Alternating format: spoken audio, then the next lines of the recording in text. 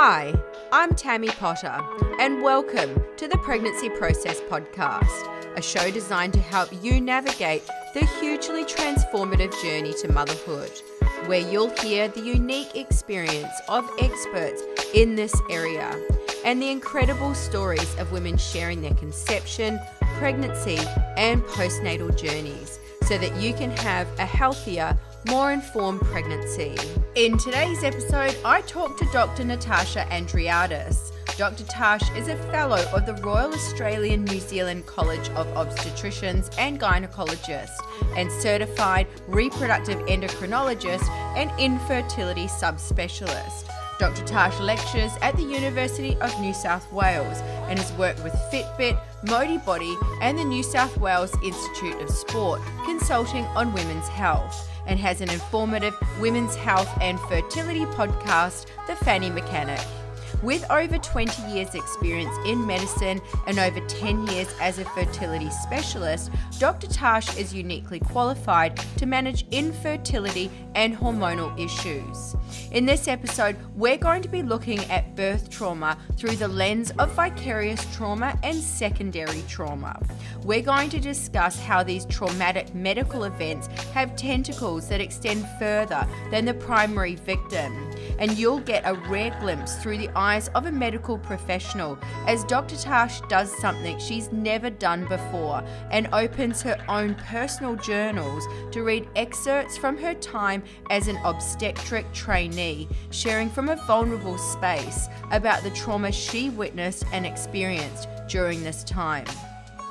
Our conversations veer into medical gaslighting, and we discuss the tightrope of educating without perpetuating fear around birth. Dr. Tash, thank you so much for your time today. It's fantastic to have you here with us. Thank you for asking me along.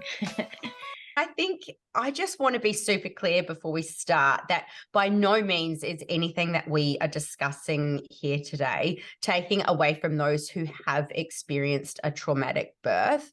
What we're going to be doing is exploring the far-reaching impact of this, and part of that includes those working in the fertility space for so many reasons. And if it's okay with you, can we start by talking about what it was actually like going through your obstetric training and how this might relate to what we're actually discussing here today? Yeah, obstetric training was very grueling.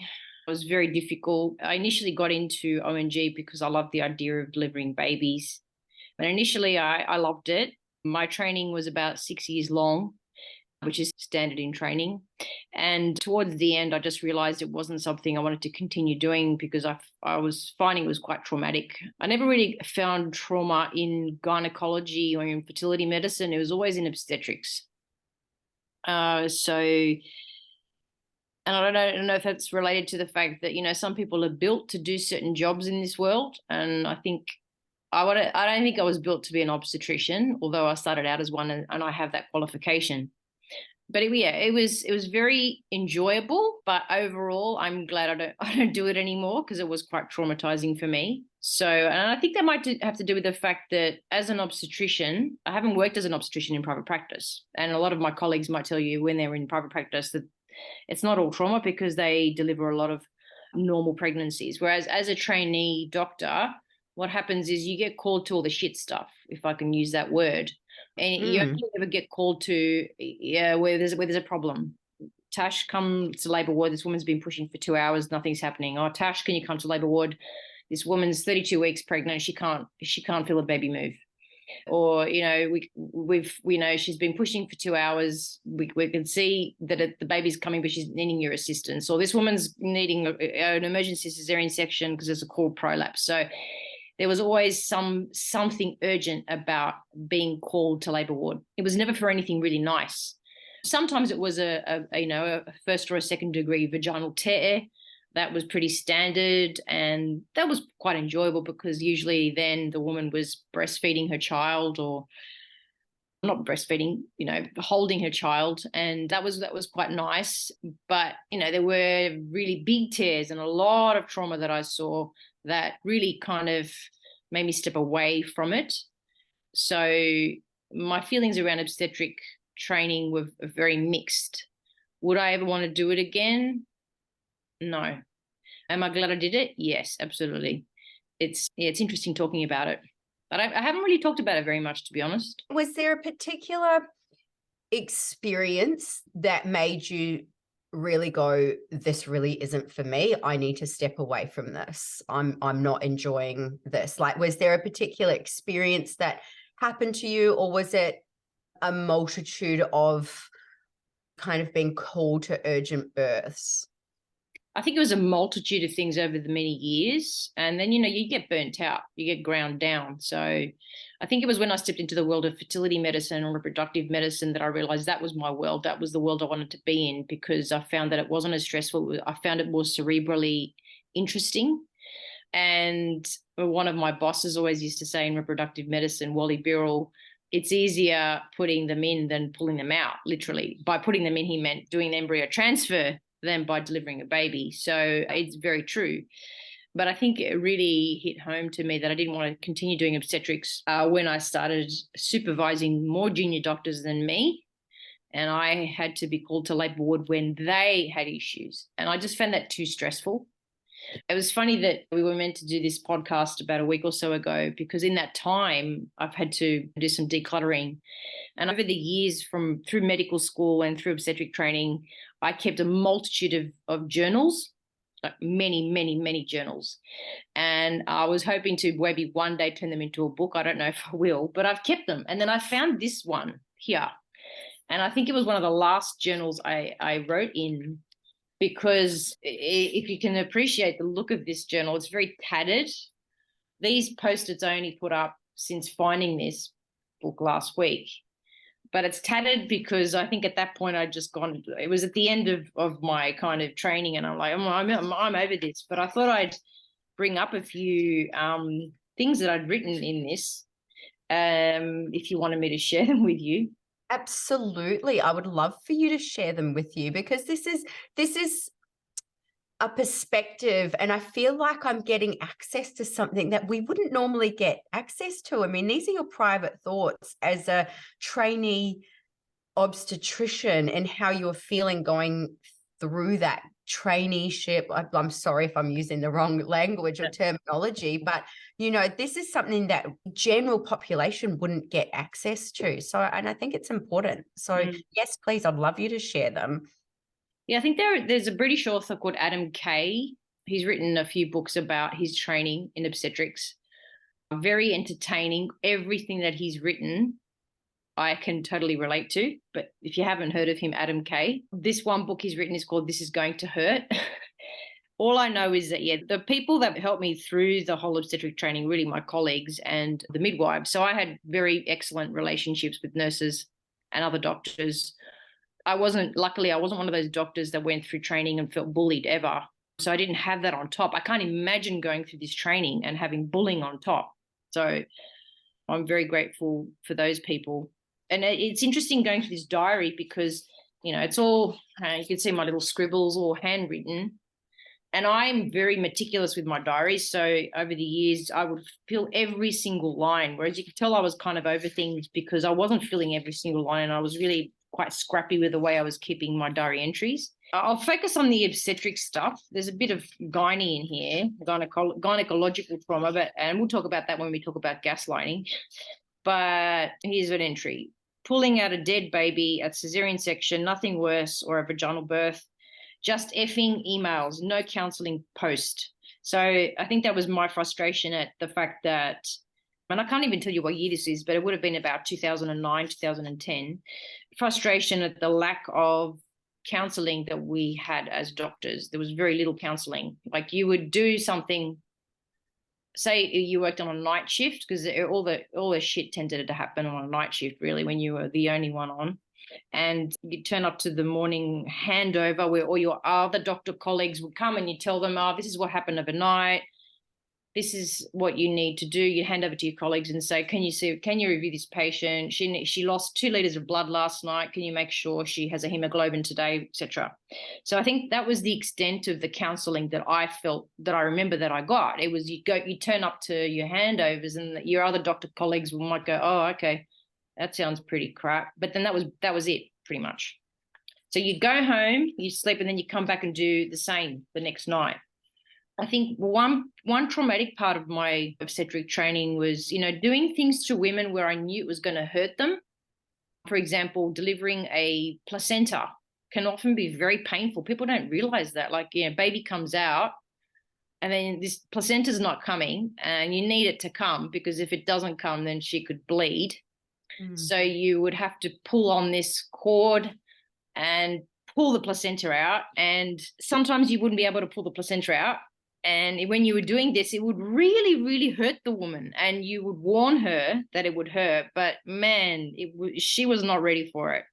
And it was doing that kind of thing constantly. So I got here pulling on cord, inversion, listen to the nurses. And because I remember one episode was a woman who came in and I needed to delivered her. Placenta wasn't coming. I had to deliver the placenta. And the nurses were like, just go slow, go easy on this. And it was when I think I was a first or a second year trainee. And I probably didn't listen to them, which is why I've written listen to the nurses, because what ended up happening was I ended up inverting this woman's uterus and we had to take her to the operating theatre to fix it all up. And then I got here, me and Johnny, one of my good medical friends. He was an anaesthetist, and I'll never forget the amount of blood that this woman was losing. So we were doing a cesarean. We knew that she was probably going to have to have her uterus removed because she had what we call a placenta accreta, where the placenta was invading other organs. So we knew we'd have to be prepared for blood loss, but it was extreme.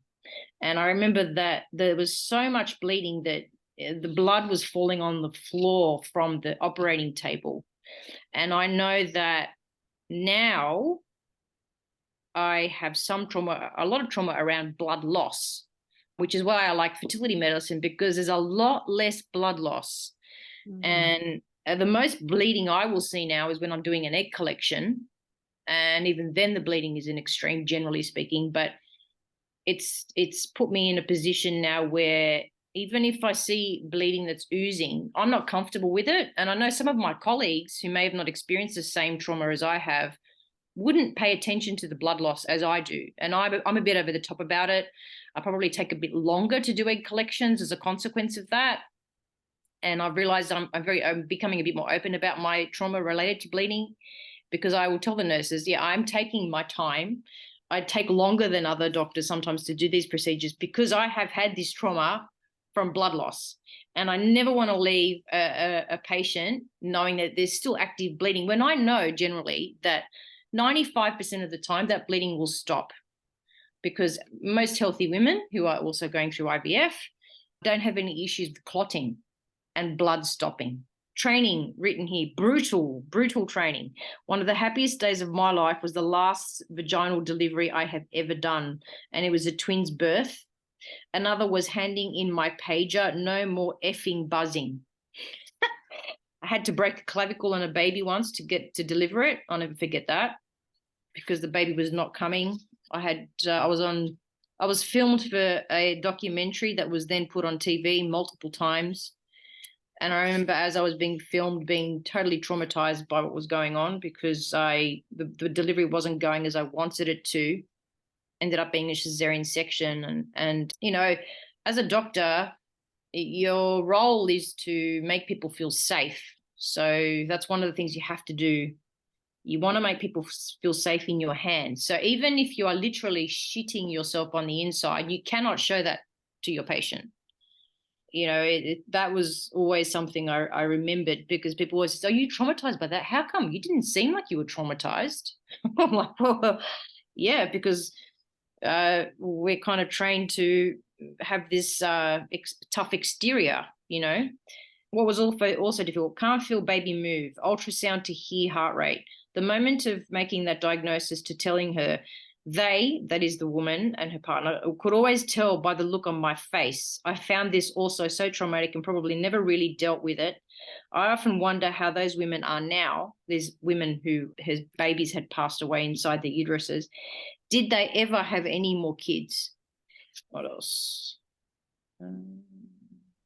I've written some funny skits here. One midwife who was helping a patient push, and I remember the midwife farted, and we thought it was the patient that had farted, but it was actually the midwife. So it was nice that I'd actually written that, because I'm realizing, oh yeah, there were some fun times in all of this. And then I'll leave you with, I think, this one. I got so stressed and bored toward the end, I had to supervise and found I didn't have so much control, and that's why things felt more anxious for me. When a 6-foot male trainee said he was pulling on a baby and the baby wasn't coming, what fat chance does, I even read my own writing, a 148 centimeter me have, because I'm pretty sure that's how tall I am. But it's all about the technique, not about brutal force. And my last note, night shift, I'd get home. How did I even get home intact? I didn't run at a red light. I didn't hit a pole or even hit a pedestrian. Because I remember getting home from night shifts and just being exhausted, because even though it was a 12-hour night shift, it was never ever 12 hours. By the time you got home, it was 16 or 18 hours later. So that's my kind of diary synopsis, really, of the trauma that I felt.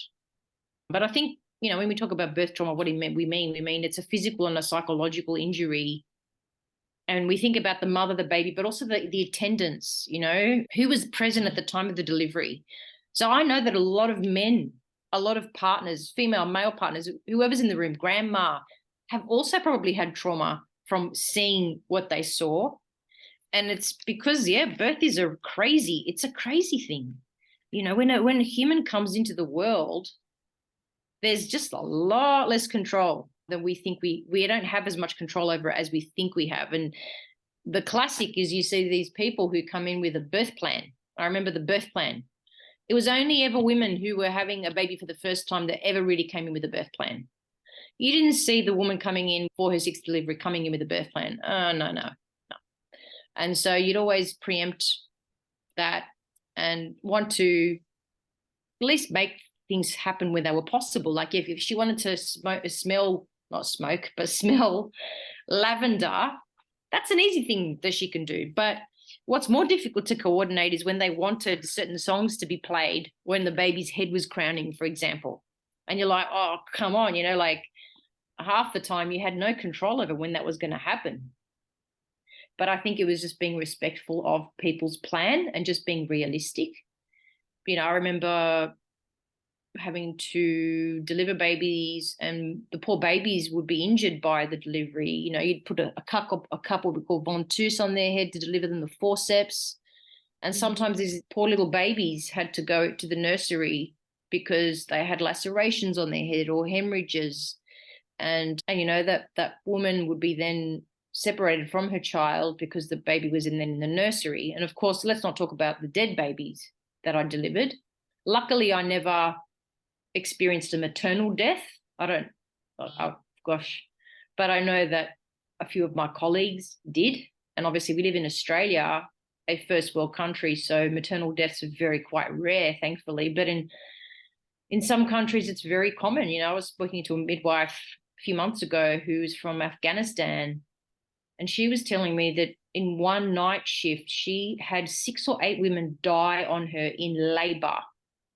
They didn't have basic access to care under the Taliban. Often the lights would have to be turned off because they thought the Taliban was around, so they'd turn the lights off. And she said that she would hold out her hand ungloved under a woman's perineum to feel the blood loss. So it's a big thing, but birth is a miraculous miracle. But in regards to my training, what I wish was better done was the counseling side of things, really. Maybe a weekly meeting or a debrief. What shit happened to you this week? Do you want to talk about it? That never happened when I was training. I'm hoping that now it's different. So I actually I have a question here, but I feel like I need to share or say thank you first for sharing that. And you know what? I'm also quite blown away, and I could feel the emotion of you sharing that just sitting in my throat. And I just, talking about some of those things, for me to hear that, knowing that you've experienced that, I can really feel the emotion of that. So I think this podcast almost needs to come with a bit of a disclaimer, if you know what I mean, for people listening to this, because I feel the emotion listening to you saying that. So the fact that there is no counseling around that, because there is like secondary trauma, and it's very classic for counselors to experience trauma by listening to people's trauma. So the fact that you had no counseling whatsoever around what you were experiencing as a trainee doctor going through that just absolutely blows my mind. So that is my question. Is there no counseling at all? I can't really talk about what's happening now because I'm very removed from the public system and I don't do any obstetrics. I'm hoping it's changed. I think it's changed. I'll have to ask and check in with my colleagues, to be honest. But yeah, I remember the extent of any counseling was, I remember this one case that I referred to in the diary of a woman who bled a lot, and I did think she was going to die. And I was very traumatized by that. And the extent of the counseling was emails from the consultant who was involved. So as a trainee, you've got supervisors. And the extent that I got was just a few emails back and forth. And I referred to that in here. And emails just don't cut it. I felt very unsupported. That's how I felt during that time. It could have been better. And, it was just one of those things you just carry on, like you turn up to work, shit happens, you just turn up to work. And that's the thing. As a doctor, you're always a problem solver. Everything's a problem. And then your job is to problem solve. But I feel that things could have been a bit more transparent. And, you turn up to some of these meetings in the mornings and to hand over to your colleagues. And depending on who was there, sometimes there were some people who were there that would not be very sympathetic to what happened to you, and they'd be quite critical of what you did. And, okay, she bled 3 liters, but, did you do this and did you do that to prevent this? And that's all good because that's what you're meant to do in medicine. A lot of it's about preventative, attempts to make sure that that trauma doesn't ever occur. Trauma comes in different shapes and sizes, doesn't it? I'm hoping that it's different now. It's more female oriented now. I don't know if that would make a difference, obstetric training. I think where there are more females, things can be a bit more compassionate. And the majority of trainees in obstetrics in Australia are female. But it's also time. Is there time in the day to sit down and have a half an hour debrief without your pager going off or being interrupted? But I think it needs to be made a priority by the sounds of it. When we're seeing statistics, and I don't know what they relate to in terms of obstetric trainees, but I think we're seeing something like 12% of midwives are leaving the profession every single year due to the impact of birth trauma on them. So it can't really be put down to a time thing. And obviously I don't work in the medical profession, but I think it needs to be prioritized. If something's important, then it needs to be prioritized. And if we're seeing talented doctors stepping away from this field, and we're seeing midwives who've obviously gone through a lot of training and want to do this as a career, stepping away from their careers because they're not actually being supported correctly, then it needs to be something that is made a priority. And obviously none of this is taking away from the women that are actually experiencing it, but I think it is important that it's recognized. This medical trauma and birth trauma has long tentacles, and it's something that I know that they are campaigning and trying to make changes around this, but it is long reaching. It's not just impacting one person, and it's impacting the health profession as a wider kind of thing. It's not just individualized to the women experiencing it. It's got long tentacles impacting everyone. Yeah, what would have been nice in retrospect is every one of those women that you delivered, that you would have follow-up sessions with them. Like often you deliver a woman and then you'd go back the next day, see how she was, check in with her. But in an ideal world, it would have been nice to go, let's catch up 3 months after the delivery of your baby and talk about what happened, rather than just the next day when your hormones are just running rampant, I haven't slept, that kind of thing. That would be most ideal. And I do often think about, I can clearly remember some of these cases, and I do often wonder, what happened to that woman? Did she end up having another kid? Especially those women that had a very traumatic birth or dead babies born.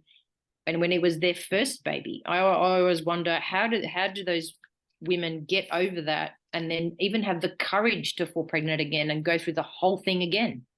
How do they do that? But women are amazing. We know that. And yeah, that we keep the populace going. Certainly. And interestingly, it's when you look at the history of childbirth, it's really interesting how it became a medicalized event that was very male dominated when it wasn't really. So the fact that in Australia we're seeing a large number of women working in this space now as more than males, it feels like it's kind of coming back to how it was before it became this huge medicalized event, so which is really nice. And you're right, there's probably is going to be a lot more compassion around there. So hopefully we will see some changes in that.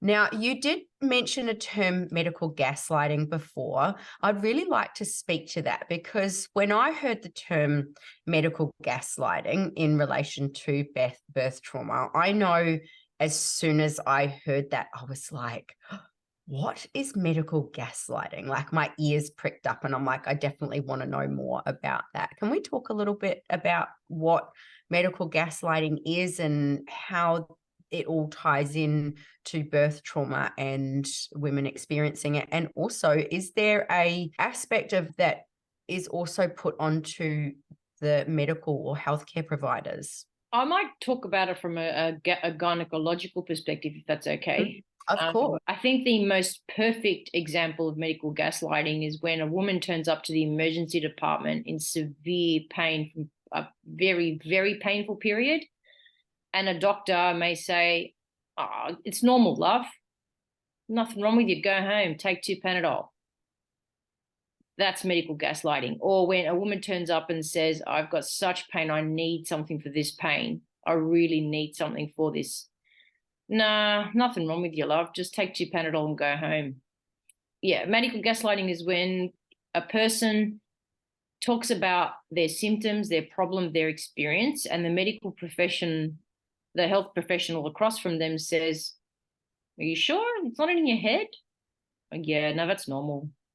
Or, they'll just disregard what's being said, not take it on board, not dig deeper, which leads to a lot of health consequences and psychological consequences for that person. A lot of misdiagnosis, late diagnoses, no diagnoses. So, we know that from the evidence and data that people who have endometriosis will often have a delayed diagnosis of 8 to 10 years. And it's usually because medical professionals have not really taken their pain seriously. But there's different types of pain, like pain with intercourse. Deep pain with intercourse each time you have sex, I wouldn't consider that normal. See someone about it and see someone who will take that seriously. But of course, some people may not be comfortable to talk about pain with intercourse because they don't know. Oh, maybe pain with intercourse is actually endometriosis. It's not just period pain that endometriosis causes problems with. So that's the perfect example of medical gaslighting, and it happens all the time. I see multiple women every week that have had years of period pain and not really been taken that seriously. And then you see them, and as a gynecologist who has access to information and good healthcare services, you provide them with request forms to go and get a proper gynecological scan. And guess what? On the ultrasound, it says most likely has significant deep endometriosis. And those women are often gobsmacked because they're like, well, it hasn't been in my head all these years. It's actually real. And when I see people after they've come to me, for example, I see a range of women. If I've seen that they've had previous births, I ask about birth trauma. And I think the big thing that goes underdiagnosed is postnatal depression, that for various reasons, a woman after having a baby will experience that. And Could it be her thyroid? Yeah, it could be a real medical reason. But why do you mean you're depressed? You've had a baby. You should be happy. There's nothing wrong with you. You're just sleep deprived. How many other things could be going on? Yeah. It's funny. I was just having that conversation with a client yesterday. So she's just stopped breastfeeding and she's feeling some hormonal effects from it. Like she's feeling sad. And, I had to ask the question, are you okay? For one, are you okay? And then the second thing that I said to her was, when are you going to the doctor next? And she's going for the baby's immunizations. And I'm like, well, I'd really like you to make sure that you make an appointment, if not then, but make an appointment while you're there to get a full blood workup done. And I'm talking all of your vitamins and minerals. We want to have a look at your hormones, your thyroid, everything to see what's going on with you to make sure that you're okay as well. And then we started having a discussion about the fact that there is no protocol post-pregnancy. And this ties back into what you were saying, that would be really nice for the women, or for potentially even the obstetricians, to have a 3-month checkup with the people that delivered your baby, to reconnect on that, to talk about things that happened. So then you both get that ability to communicate and connect 3 months later. But there's no protocols around this at all. There's no protocols really for the women around having C-sections. It's like, off you go. You've just had a C-section. It's a major abdominal surgery, but off you go. Yeah. Be interesting to see what an obstetrician has to say all about this. Can I ask a question around the medical gaslighting? So do you think this is more female related? And trying not to delve too much into the whole feminism side of things, but do you think men experience medical gaslighting? They definitely would. Absolutely. I don't see how they would not. And I've seen some patients whose period pain and even menopausal symptoms be disregarded by female doctors. So it's not just, we can't assume it's just the male doctor that's doing this. It's not. There are also some female doctors that will medical gaslight other women. It's not just men. And maybe medical gaslighting for men may not be so prominent because men don't really open up like women do. They don't go to a doctor, generally speaking, just in life in general, but men don't open up like women do. So if they don't open up like a woman does, they're less likely to be gaslighted. That's the way I see it. So what would you say to stop medical gaslighting happening to you? What kind of advice would you give? So I'm lucky. I've got an amazing doctor who really looks after me and takes all of my health problems seriously. And if I go to her and I say, I'm experiencing X, Y, and Z, she listens to me and she will explore every single avenue and make sure that I'm healthy and well. And I'm lucky because I found her, but not everyone has that. So how would you stop medical gaslighting happening to you? Yeah, you'd have to find another doctor. Right. So just keep advocating for yourself and keep going to different doctors until you find someone that takes it seriously. Exactly. That's why people doctor shop, right? Why do they do that, generally speaking? It's because they haven't found the professional that's maybe taking them seriously or they've connected with. It's about connection, isn't it? Fundamentally, you can't change people. And by that, I mean you can't change how a medical professional is going to listen in on someone's problem. But yeah, you're your best advocate. So if you're not happy with a medical professional, keep looking. That's like everything, like accountants, lawyers, acupuncturists, massage therapists. We know that you're not always going to find the right person the first time. Depending on where you are in your life, one person may be right for you at that time, but maybe later on they won't be the right person for you at that point later on. It doesn't mean that they're a bad person or a bad doctor or a bad health professional. It's all about kind of synergy and energy, and do the two come together at the right time? Now, moving back to the birth trauma topic, and because I'm sure that there are effects downstream for medical professionals like yourself who have moved away from obstetrics and are now in more the fertility space, where you're dealing with women who have experienced birth trauma and then need help conceiving. And IVF can be quite an invasive process. We were just speaking about that before. Can we talk a little bit about how birth trauma can affect kind of subsequent pregnancies and the medical professionals helping in that space? Well, from my perspective as a fertility specialist, what do I see?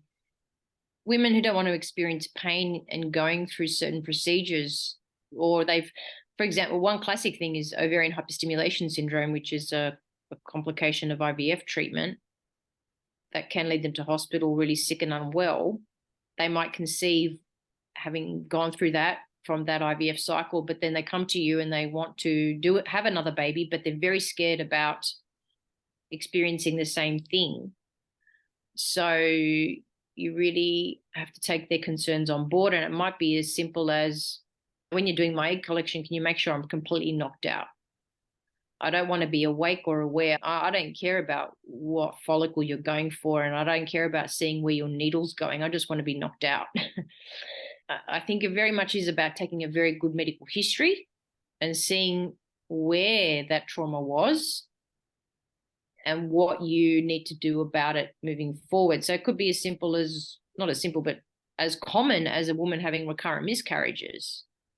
And you see these people, you help them conceive, and they'll say, look, I really need to know what my pregnancy hormone levels are in every single week in the lead up to my ultrasound, because prior to that, they may have had one blood test, it was fine, and then they have an ultrasound and there's no heart rate. So for those women, yeah, you'll say, sure. In my position, I'd be happy to say, sure, we can do a weekly blood test to see how your hormone levels are tracking, so that when you go for your ultrasound, you don't get a rude shock. So you've really got to listen to what their concerns are and how do you address those concerns. And a lot of the time, it's easy to address those concerns, but you've got to know what they are. And you've got to make the person who's seeing you comfortable enough to open up about it and to give them enough time to talk about it.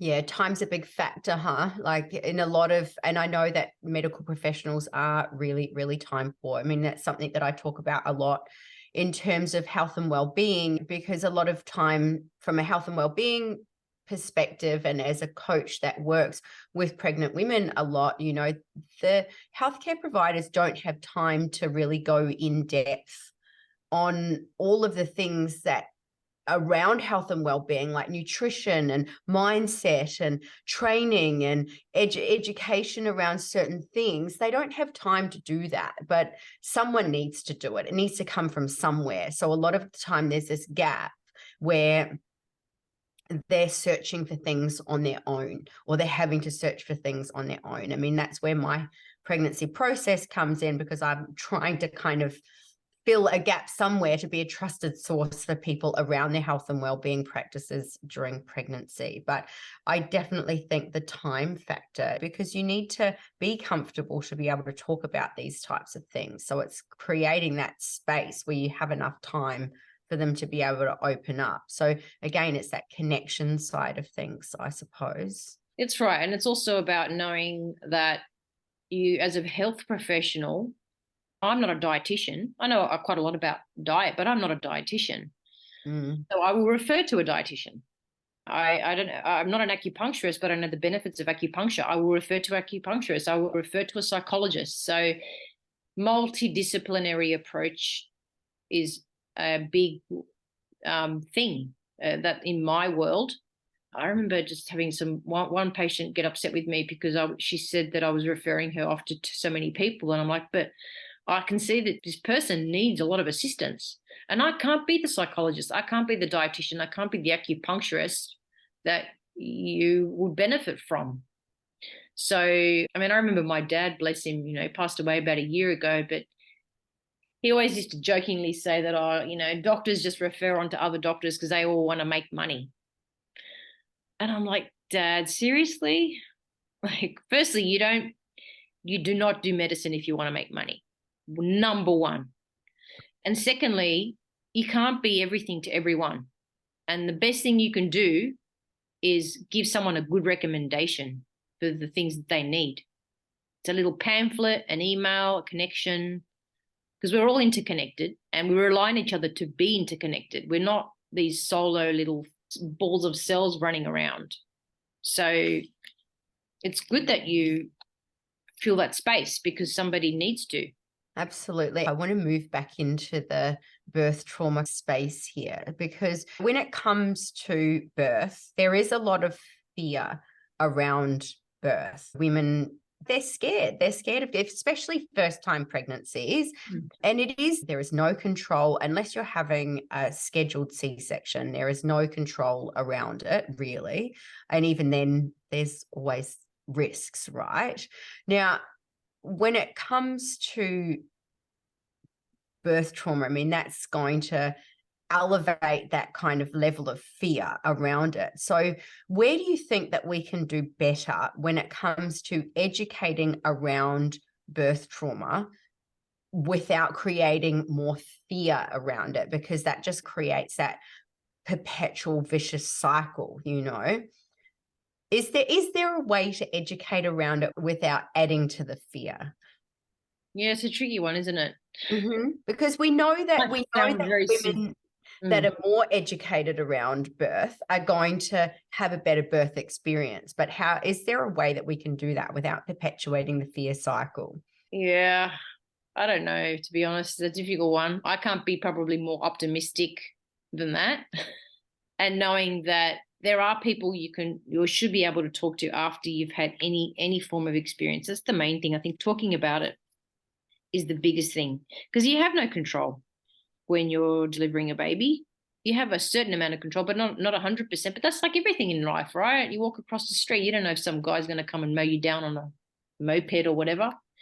I think thinking of things in a less catastrophic way. I hope that people listening to this podcast don't get freaked out by delivery. I think people have to understand that my experience of birth trauma was very biased in that I was a trainee and I was on a very busy labour ward in Sydney as a trainee, and that I was always going to be the one getting called to the bad stuff.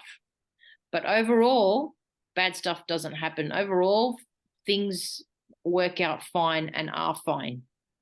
But yeah, my world is very indicative of what happens in a lot of other people's worlds too, and that birth trauma is not unusual and that it does need to be discussed more. And not everyone has a beautiful birth and delivery. A lot of people don't. And what one woman may consider a trauma from a third degree tear, which is when they tear through the anal sphincter, may not be such an issue for another person.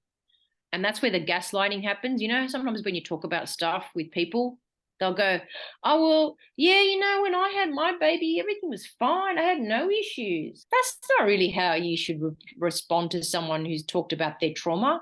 You don't then talk about how good your shit was. Like, I see that happen all the time. You know, people bring up their pain, their grief, and then you hear some other person talking about, oh, no, I didn't have any issues. It's fine. How does that help the person who's just debriefed about their trauma?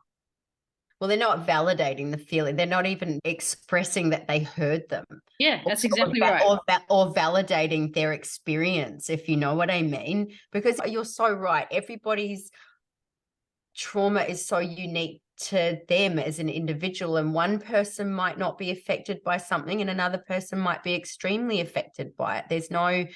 You can't invalidate anyone's experience, and by ignoring it, you're invalidating their experience, or by not even saying that you heard it. And that's gaslighting, isn't it? You know? Yeah, well, that's very true, right? Use that word very loosely. How many times do people gaslight each other just in everyday conversations? They dismiss the person's concerns, feelings, and just carry on with some other conversation, or talk about themselves and how beautiful their experience was. That's very true. So I'm guessing that your experiences and the trauma that you were experiencing was the main reason why you went into fertility, yeah? Possibly, yeah. I couldn't see myself doing obstetrics long term. I wouldn't have been happy. No way. No. Would have been too stressful for me. So I'm very grateful that I found the world of reproductive fertility medicine, because I love it and I'm very happy in that world.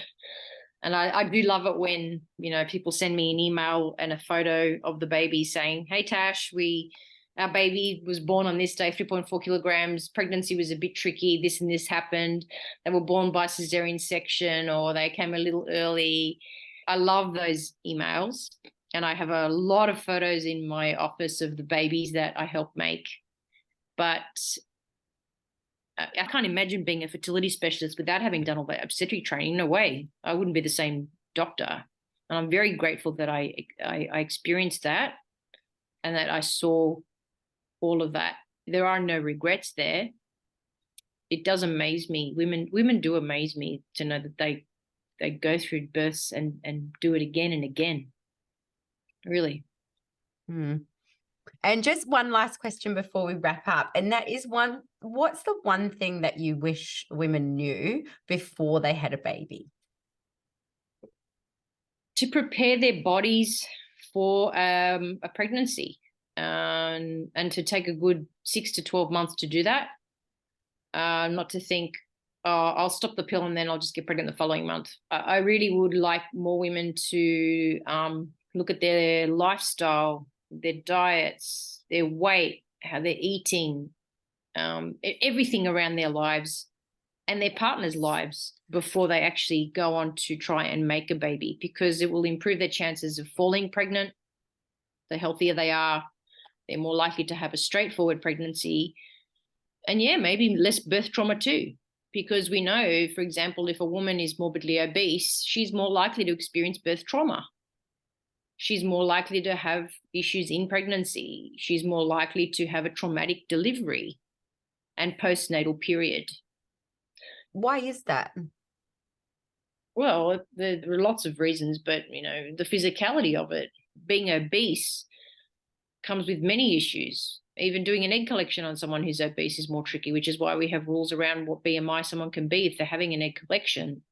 If they're pregnant, they're more likely to have issues with the doctor being able to see the pregnancy on ultrasound. They're more likely to have high blood pressure, diabetes, end up in hospital, need monitoring. They're more likely to have an induction of labor, which means more complicated pregnancy, delivery. Baby's more likely to end up in the nursery. If the baby's smaller or bigger, there might be more issues with the delivery or trauma on the child and then moving forward. So preparing your body for at least 6 to 12 months before you conceive is the best thing you can do for yourself and for that baby that you're going to bring into the world. And yes, to minimize birth trauma, prepare yourself psychologically as well, not just physically, but psychologically. Well, that's the gold standard, right? I wish more people would come to me being like, "Tammy, I really want to fall pregnant. I want to train and do X, Y, Z for the next however many months to make sure that I'm in the perfect physical shape to be able to then go through the first trimester where I may not be training as much, but I've still got the strength to carry me over." So that I would love that. I wish more people would do that. Unfortunately, more people come to me and they're 12 weeks pregnant and they're like, I haven't done anything for the last however long. I feel like I need to start training. So I absolutely 110% agree with you on that. And thank you so much for your time today. And thank you so much for sharing those stories. I really felt that when you were sharing, so I can't even imagine what it would have been like experiencing that from your perspective, but also from the mother's perspective as well. No, thanks for letting me share it. And I think there was a reason why we had to reschedule, because I found the diary. I'm so glad that you found that diary. I think that's amazing. And thank you so much for sharing. Yeah, no, this is the first time I've actually disclosed any part of any diary that I've ever written with anyone. Oh, I feel really, really special. Thank you. Can I leave you on something? I would love you to. Thank you. So today is the referendum day, right? Yes, it is. And a traumatic thing that I experienced was in Alice Springs when I was doing my medical training in the 90s. And I've written here, the Aboriginals at Alice Springs sleeping under trees, real disease, what racism? Yeah, I was really shocked by the racism that I saw our Aboriginal people experience when I was doing my Alice Springs term, my Broken Hills term. And I'll never, ever forget one day I was doing an ICU term in Alice Springs, and I walked into the ward before you get to the patients, and there was a group of Aboriginal women outside the ward area, and they were singing, or they were saying a prayer. I don't know what it was, but it was so moving because they were praying or energetically doing something for the person that was in that ICU. And it made the hair on my body. And, I'm a Greek girl. Back then I hadn't had laser, and there was a lot of hair that stood up, I tell you. But I'll never forget that. And yeah, I just think that whatever happens today, that the trauma our Aboriginal people have felt over the how many hundreds of years, somehow it changes. I agree. I'm a New Zealander, so when I look at how much the racism is almost baked into this country's foundation, it never ceases to amaze me, because when I look at how I was brought up and how the Māori culture is so embraced in New Zealand, and it's like night and day here. So I think it blows my mind, and I really feel like the racism in this country is almost baked into its heart and soul. So yeah, we're talking about 3% of the population. They were once 100% of the population. Now they're only 3%. Anyway, that might be another topic for another day. And if you're hearing this message, I want to say a huge thank you, because it means that you've listened to this entire episode. Of course, if you have any questions about the things that we covered in this episode, or want to know more about me or my other projects, you can find me on YouTube and Instagram at The Pregnancy Process. For those currently in their conception or pregnancy journey, you can actually apply to join my complimentary but private community, the Preggy Training Crew. And you'll find my community application and social media links in the episode description. And of course, if you enjoyed this episode, I absolutely encourage you to share it with other women just like you. And I look forward to seeing you in the next episode.